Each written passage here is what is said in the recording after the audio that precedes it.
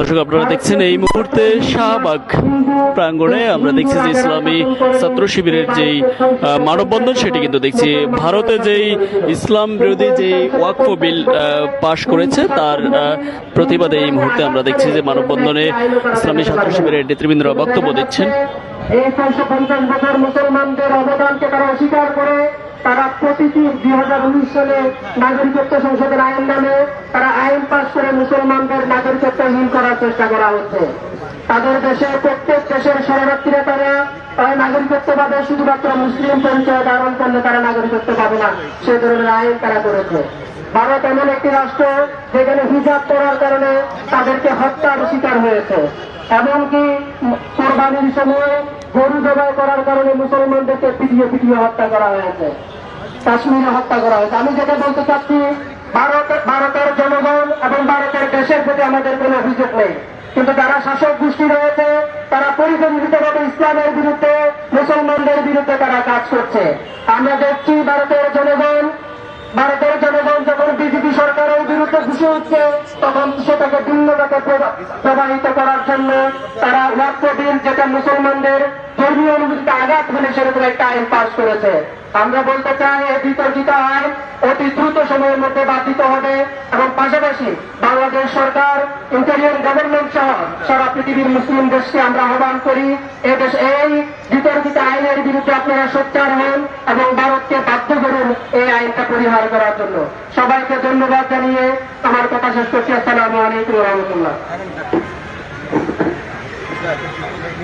সম্মানিত উপস্থিতি, এই পর্যায়ে মানববন্ধনে বক্তব্য নিয়ে আসার জন্য অনুরোধ করছি সাবেক ঢাকা বিশ্ববিদ্যালয়ের সভাপতি, কেন্দ্রীয় প্রফেসর সম্পাদক আবু সাদিক কায়েম ভাই। এই পর্যায়ে বক্তব্য নিয়ে আসার জন্য অনুরোধ করছি।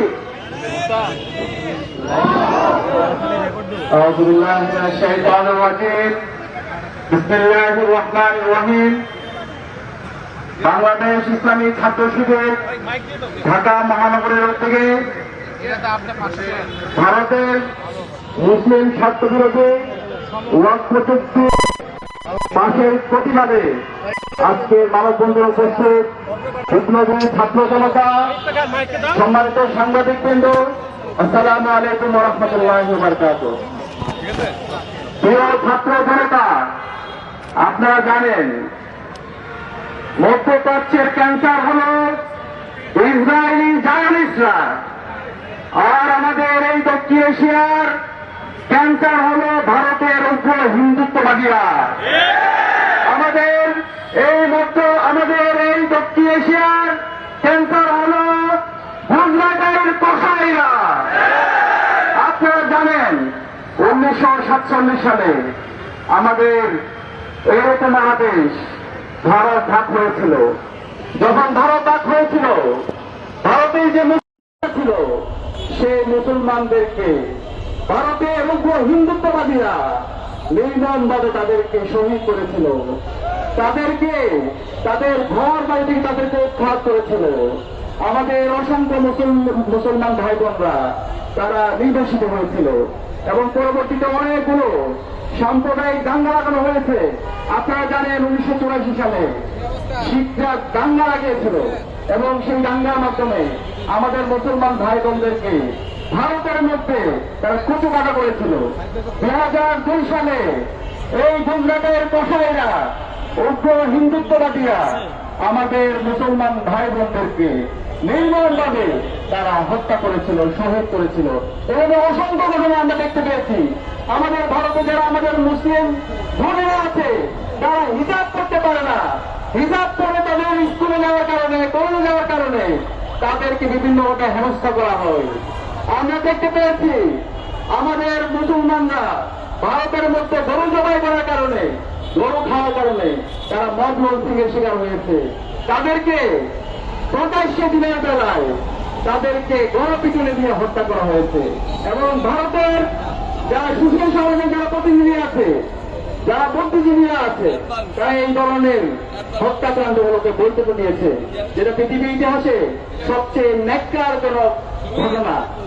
আপনারা দেখতে পেয়েছেন তারই ধারাবাহিকতায় আমাদের কাশ্মীর, যে কাশ্মীরের আজাদির জন্য আমাদের মুসলমান ভাইয়েরা দীর্ঘদিন ধরে লড়াই করছে, শেখ হাসিনা আমাদের মুসলিম সম্প্রদায়কে তারা কেন্দ্র থেকে শাসিত এবং শোষিত করেছে এবং আমরা সর্বশেষ দেখতে পেয়েছি 2025 সালের 3 এপ্রিল আমাদের মুসলমানদের পূর্বপুরুষদের যে অপ্রকৃত সম্পত্তি আছে, আমাদের যে মসজিদগুলো আছে, আমাদের যে এতিমখানাগুলো আছে, আমাদের যে হেরিটেজগুলো আছে, ভারতের মধ্যে প্রায় 8,000 এর উপরে আমাদের অপ্রকৃত আমাদের পূর্বপুরুষদের সম্পত্তি আছে। আমরা যদি সেটা জায়গা হিসাব করি প্রায় 10 লক্ষ একর, সেগুলোকে তারা আজকে অবৈধভাবে তারা এখানে হিন্দুত্ববাদীদের এজেন্টদেরকে তারা নিয়োজিত করেছে এবং মুসলমানদের অপ্রকৃত সম্পত্তিগুলোকে তারা জোরপূর্বক দখল করতে চাচ্ছে। মুসলমানদের কালচারকে, মুসলমানদের হেরিটেজগুলোকে তারা ধ্বংস করার জন্য ষড়যন্ত্র চক্রান্ত করছে।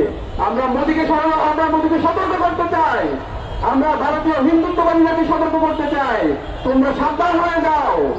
মুসলমানরা বীরের জাতি, সারা বিশ্বের মুসলমানরা আমরা ঐক্যবদ্ধ। আমাদের পূর্বপুরুষদের সম্পত্তি নিয়ে তোমরা যদি অন্যায়ভাবে দখলদারিত্ব করতে চাও, তোমাদের পরিণতি বাংলাদেশে 15 বছর আপনার যে পরিণত হয়েছিল তার চাইতে তোমাদের খারাপ পরিণতি হবে। আমি অনুরোধ করব সারা বিশ্বের মুসলমানদেরকে, আপনারা ভারতের আধিপত্যবাদের বিরুদ্ধে, হিন্দুত্ববাদীদের আধিপত্যবাদের বিরুদ্ধে, গুজরাটের গোসাইদের আধিপত্যবাদের বিরুদ্ধে আপনারা ঐক্যবদ্ধভাবে আপনারা কথা বলুন। আমরা যদি ঐক্যবদ্ধভাবে কথা বলতে পারি তাহলে আমরা এই উগ্র হিন্দুত্ববাদীদেরকে আমরা এই ভারত থেকে ভারতকে আমরা মুক্ত করতে পারবো এবং আমাদের কাশ্মীরের আমাদের ভাই বোনরা আজাদি পাবে, আমাদের ফিলিস্তিনের ভাই বোনরা আমাদের আজাদি পাবে ইনশাআল্লাহ।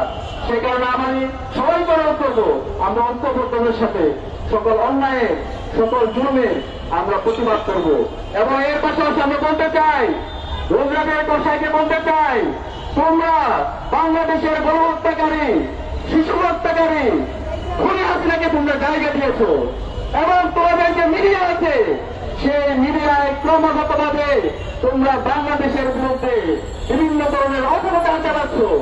বাংলাদেশে যে সাম্প্রদায়িক সম্প্রীতি আছে সেই সাম্প্রদায়িক সম্প্রীতিকে নষ্ট করার জন্য তোমরা ক্রমাগতভাবে বিভিন্ন ধরনের প্রপাগান্ডা চালাচ্ছ। কিন্তু বাংলাদেশের আপনার ছাত্র জনতা তারা যথেষ্ট তারা সচেতন। আমাদের এই দেশের যে দীর্ঘদিনের সাম্প্রদায়িক সহাবস্থান আছে, সাম্প্রদায়িক যে সৌন্দর্য আছে সেটা আমরা বিশ্বের বুকে নতুন স্থাপন করবো ইনশাআল্লাহ।